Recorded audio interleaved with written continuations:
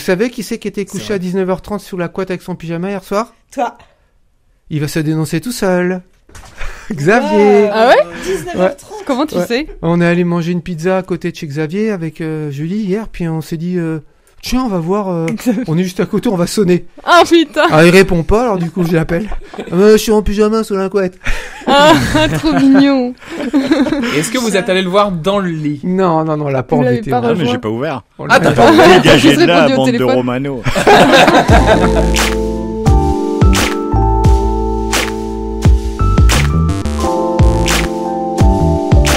Salut tout le monde, vous écoutez Pause Vélo, c'est l'épisode 189. Ça fait déjà 8 saisons qu'on est là et on va continuer parce qu'on n'a pas encore tout dit. Je vous garantis que j'avais des idées de chroniques avant de commencer Pause Vélo, des idées de sujets, de thèmes d'émission qu'on n'a toujours pas passé.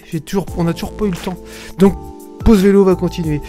Et aujourd'hui, pour ce nouvel épisode, on va parler de la journée internationale du diabète. Parce que comme tout le monde le sait, tous les 14 novembre, c'est la journée internationale du diabète.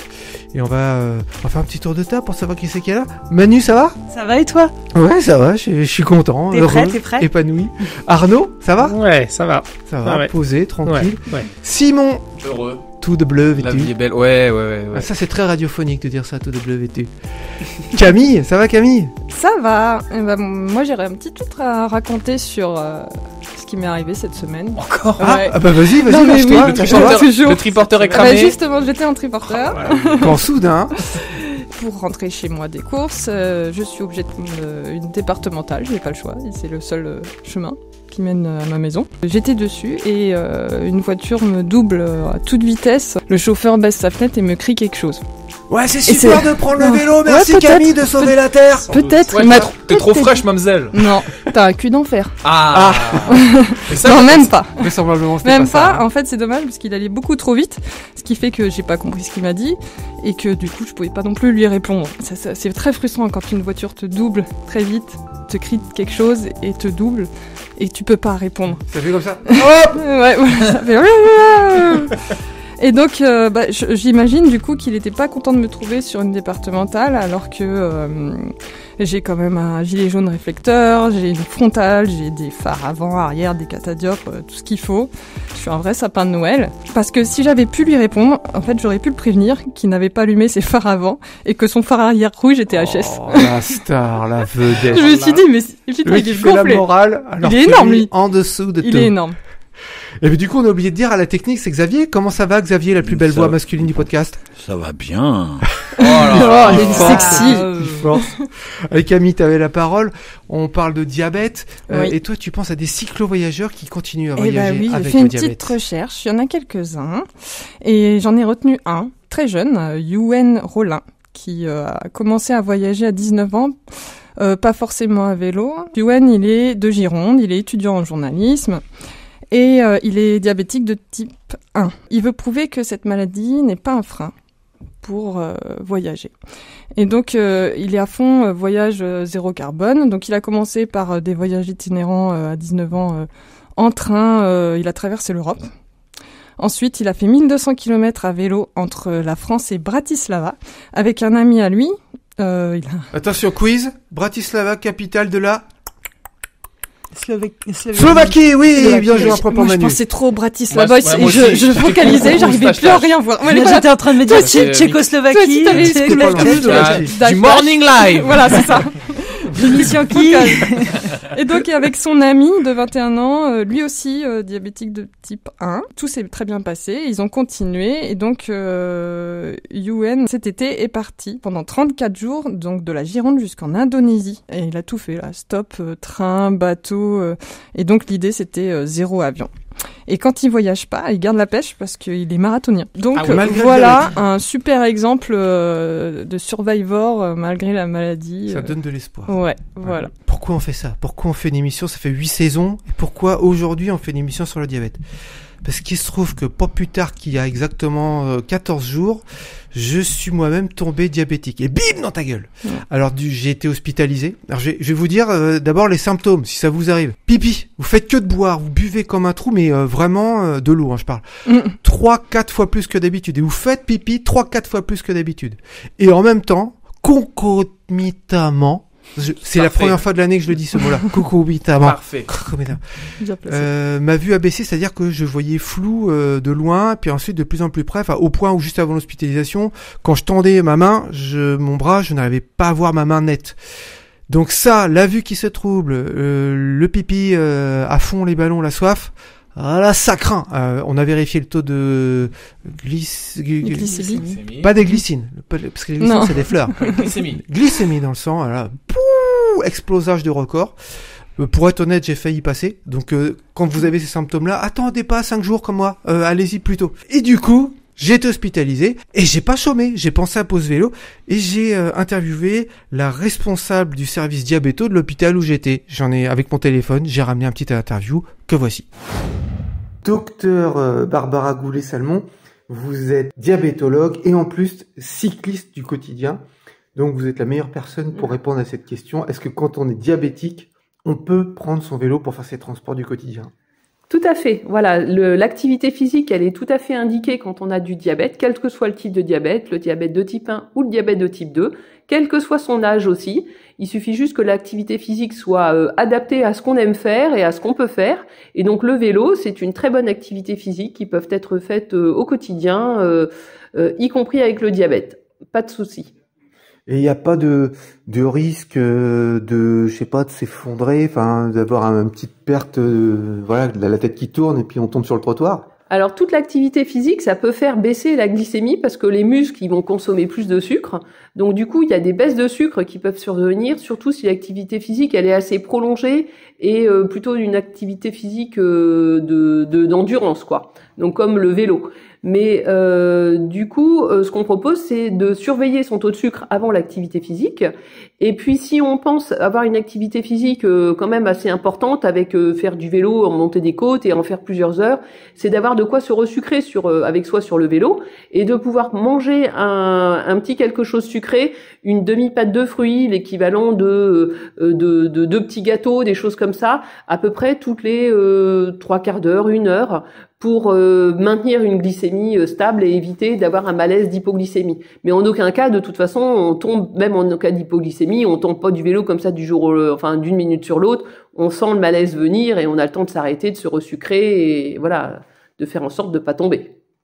Donc en gros, si on dit non, je peux pas aller au travail à vélo, je suis diabétique, c'est une excuse à 2 balles.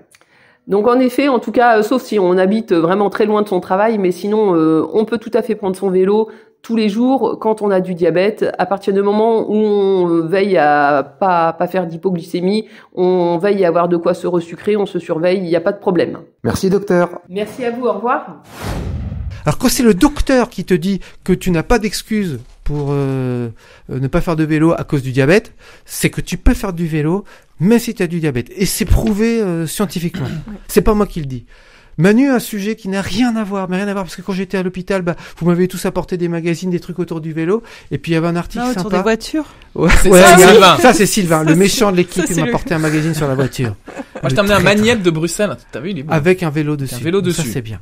Voilà. Et dans un des magazines, il y avait un truc que les cyclo-voyageurs connaissent tous, c'est les boîtes à dons. Quand on fait des voyages, on tombe sur les boîtes à livres, les boîtes à dons. Et quand on voyage à vélo, on aime bien avoir un bouquin. Et il y avait un article dans le magazine 200 qui traitait de ça, des boîtes à livres dans les villages, enfin sur les trajets à vélo. C'est une balade littéraire parce que là, en l'occurrence, il s'agit que des boîtes à livres. Alain Servan-Puiseux, qui a écumé pas moins de 220 km en déposant au gré des rencontres de ces boîtes à livres des livres de Christian Bobin. Et là, tout le monde sait c'est qui est Christian Bobin. Qui est Christian Bobin? Il a écrit sur le vélo. Christian Bobin est un écrivain, un poète, un essayiste, philosophe et moraliste français. Rien que ça. Moraliste. D'accord. Moraliste. Il fait la morale. Attiré par l'écriture dès l'adolescence et se lance dans des études de philosophie en se passionnant pour les œuvres de Platon, Spinoza, Kierkegaard. Ah oui, les plus accessibles, quoi. Voilà. Oui. Il va connaître un premier succès en 1991 et sera reconnu par ses pairs en 2016 en recevant le prix de l'Académie française pour l'ensemble de son œuvre. Donc le gars, il est... Ah oui, c'est voilà. Ouais. Et en 2023, à titre posthume, parce qu'un jour il a mouru, il a reçu le prix Goncourt de la poésie. Alain Servan-Puiseux part au petit matin, bon an, mal an, roulant, souriant à qui mieux mieux. Il s'est octroyé la mission de distribuer la légèreté, pour reprendre ces termes, des livres de Christian Bobin, parce que ces livres sont très légers. Le plus lourd est de 112 grammes, avec ses 123 pages. Ah d'accord, on peut dire que c'est un gramme par page presque. D'accord. Voilà. Comme il l'a si joliment dit, il voulait rouler les ailes de velours des petits livres de Christian Bobin.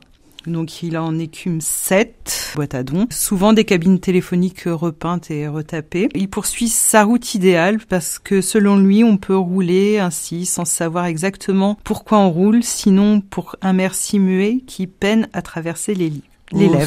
C'est beau, hein. Il a répertorié toutes ces boîtes à livres sur le site boîtealivres.fr qui répertorie pas moins de 15 709 boîtes en France métropolitaine et en Corse. Et à mon avis, il y en a plus. Est-ce que c'est collaboratif, c'est-à-dire que les gens... Ils partent du postulat que les livres sont rarement jetés. Les gens aiment les livres. Les gens aiment les livres. Et voilà, ils n'osent pas les jeter, donc ils les apportent dans ces boîtes à dons. Camille, nous qui nous voyageons souvent à vélo, c'est vrai qu'il ne faut pas s'inquiéter de manquer de livres sur la route, il y a des boîtes à dons partout. J'emporte jamais un livre. Ouais. J'en trouve partout, c'est clair. Et à mon avis, il y en a plus que ce qui sont référencés sur le site, parce que j'imagine qu'il y a des gens qui savent pas que ça existe. C'est collaboratif, c'est est-ce qu'on peut signaler des boîtes à livres, tu vois? Parce que souvent, je traverse des bleds, il y a 200 habitants, et il y a une boîte à livres. Ouais, même moins, des fois, c'est incroyable. Ouais. Même sur l'île Chausée, il y a une boîte à livres. C'est pour dire. Pourtant, il n'y a même pas de route. S'il y a des voitures sur l'île Chausée, c'est même pas sûr. Non. Voilà. Je sais qu'à l'époque, il y a fort longtemps, il n'y en avait qu'une. C'était celui qui faisait les allers-retours pour les livraisons de livres. De denrées. Ouais, de livres. Mais ça, je vous parle d'un temps que les moins de 17 ans ne peuvent pas connaître, ni 20 ans, ni 30 ans. On va continuer avec les livres, parce qu'on a une nouvelle chronique, un nouveau chroniqueur extérieur. On a de la chance, c'est un auteur de science-fiction, il s'appelle Blanzat, et le nom de sa chronique, il n'y avait qu'un auteur de science-fiction qui pouvait la trouver, ça s'appelle Armageddon. Oh, elle est bonne! Pas mal. Oh, j'adore. Dans le précédent épisode, Camille nous racontait l'histoire des cyclonomades, toujours en route pour ailleurs. Ce sont de purs affranchis, échappés du système, en désorbite totale de l'État et de tout ce qu'il peut avoir d'écrasant. Ils habitent les routes, les chemins, les espaces autres, que Michel Foucault appelait les hétérotopies, les interstices sans objet dans notre société saturée. Souvenez-vous, cette pure liberté a suscité l'imaginaire de Xavier. Si bien qu'il s'est figuré un monde après l'effondrement, où nous autres, sédentaires, deviendrions tributaires de ces experts du système D. Eh bien, un Américain, William Lindsay Gresham, en a fait une histoire. En 1953, une nouvelle de science-fiction post-apocalyptique, unique en son genre, qui a pour titre « Le peuple du grand chariot ». Nous sommes dans le futur, dans ce qui était autrefois la côte est des États-Unis, après les guerres incendiaires, autrement dit, l'auto-annihilation nucléaire. Nous suivons la caravane de Johnny Pétulengro, chef de famille Rom, considéré comme un roi par les gadgets, c'est-à-dire les non-Roms, les villageois, ceux qui restent attachés à la terre. C'est à peu près tout ce qui reste de l'ancien monde, une ligne de partage entre les Romani et les gadgets. Mais alors qu'autrefois les nomades avaient l'image de parias et de réfractaires à la civilisation, loin du confort moderne, ici, les sédentaires les vénèrent, car ils sont les derniers détenteurs d'un savoir antérieur à l'ère industrielle. Cette dernière est source de légende. Désormais, on raconte que la force, avec un F majuscule, sortait des murs. Les gadgets poussaient simplement un bouton et la grande force était leur esclave. Mais après la bombe, la force disparut, et les gens périrent tous, à quelques rares exceptions près à qui les Romani montrèrent comment se procurer de la nourriture manuellement. L'histoire est racontée du point de vue de Fédar, moitié gadjo, moitié Rom, recueilli par Johnny Pétulengro quand il était petit. Le roi Rom le considère comme son fils. Un jour, il s'arrête dans un village. Comme d'habitude, on les accueille comme des dieux. Et voilà que le jeune Fédar s'éprend de Sin, la fille de l'administrateur local. Son attachement à elle est si fort, et réciproque je précise, qu'il abandonne la caravane de son père adoptif pour rester avec les gadgets. Cela ne va pas sans causer quelques ennuis. Clem, le prétendant de Sin, est prêt à tuer Fédar, le demi-gitan, pour la garder. Mais au cœur de l'affrontement entre les deux jeunes gens, le vent se lève. Un ouragan tel que l'Amérique en connaît de plus en plus aujourd'hui. Le trio amoureux se réfugie alors dans un ancien abri anti-atomique, tandis que tout le village est détruit. Il ne reste rien, et les villageois survivants sont condamnés à mourir du mal du cœur, qu'on peut supposer être une dépression aiguë. Mais là, dans cette cave, Fédar fait une découverte, qu'il décrit en ces termes. Une chose ancienne, huilée et protégée par une housse de tissu ancien, comme les gadgets protègent toujours les machines vénérées dont ils ont oublié l'usage. La machine avait 2 roues reliées par un bout de chaîne. Au-dessus, il y avait un coussin avec des ressorts. Au-dessous et entre les 2 roues Monté par un engrenage sur la chaîne, il y avait de quoi en faire avec 2 toutes petites marches. Clem, dis-je. Je crois que c'est là une machine qui doit se mouvoir par le poids de l'homme. D'abord un pas, et puis l'autre. Comme ça, la chaîne fait tourner la roue arrière. Oui, en effet, cela devrait marcher ainsi, Fédar. Je crois bien que cela fonctionnerait. Mais regarde, le cadre est tordu, il est même cassé. Pourrais-tu le réparer à la forge ? Certainement. Et même si nous avions 2 de ces machines en état, à quoi nous servirait-elle ? La moissonneuse est irréparable. C'est une machine à voyager. Elle nous emmènera le long des routes, plus rapidement que nous ne saurions marcher. Pour retrouver le grand peuple. Et le grand peuple nous indiquera comment sauver le blé et le village. Clem me saisit par les épaules, et quoique ses cheveux fussent roux et ses yeux bleus, je vis en eux une flamme que l'on ne voit que très rarement dans ceux d'un gadjo. Tu l'as deviné, Fédar. Ces machines doivent être tellement anciennes qu'elles datent d'une époque d'avant la force, et personne ne se souvient plus de ce que cela peut bien être. Mais il a dû y avoir une époque où les gens voyageaient sans autre moyen de propulsion que leur propre poids, sur ces machines-là. Allons-y, Fédar, réparons-les. Ainsi le Rom et le Gadjo, devenus frères, accompagnés de Sin, cantonné dans le rôle de la fille, redécouvrent-ils le vélo et prennent la route dans un attelage hybride entre le peuple du Grand Chariot, dépositaire des savoirs primordiaux, et les Gadjés qui cultivent la terre. Je vous invite à découvrir par vous-même cette belle histoire qui nous conte aussi la cosmogonie Rom, leur destin plus grand que la terre qu'ils arpentent. Ce n'est pas pour rien que le titre original est Star Gypsies. Gitans des étoiles. Le peuple du Grand Chariot, de William Lindsay Gresham, est disponible aux éditions du Passager clandestin dans la collection 10 chroniques, avec une postface très éclairante sur le contexte de l'œuvre et une brève histoire des gens du voyage aux États-Unis. Alors c'était la première d'une longue série, j'espère, parce que moi je suis fan de science-fiction. Alors si on peut lier vélo et science-fiction, c'est que du bonheur. On va revenir dans le réel, mais dans l'artistique. Ouais. Simon, de quoi on parle ? Bah écoute, justement, quelques jours avant d'enregistrer cette émission, je suis tombé sur un réel, comme ça qu'on dit sur les réseaux sociaux. Un réel. Ouais. De ton micro. Pardon, vous dites ? Donc un réel d'un jeune, peut-être moins jeune, artiste de rue qui s'appelle Monsieur BMX, qui sévit à Montpellier. Donc on est entre l'art et le vandalisme. Ah, Arnaud connaît visiblement. J'ai vu un... Alors c'était un short du coup. Mais bon, short, c'est comme ça qu'on dit chez les jeunes. Alors, Reel, c'est Instagram. Le gars, il a short, 37 ans, il sait. Ah, merde, story, comment quoi. il nous a calmé là. Et grosso modo, en fait, le gars coupe des vélos en deux et les scelle dans les murs. Il fait ça à Montpellier. Tu sais à quoi ça me faisait penser ? C'est un petit peu, tu sais, les mecs qui mettent des têtes de chevreuil ou des têtes de sanglier sur leur mur dans la salle. Ouais, mais ça c'est flippant. Alors en quelques années, il est passé de l'ombre à la lumière avec ses vélos accrochés dans le ciel montpelliérain. Bien connu des Montpelliérains pour ses accrochages urbains de vélos sur les murs de la ville, le street artiste Monsieur BMX est devenu malgré lui une figure locale de Montpellier. Donc il n'y a pas que Rémi Gaillard.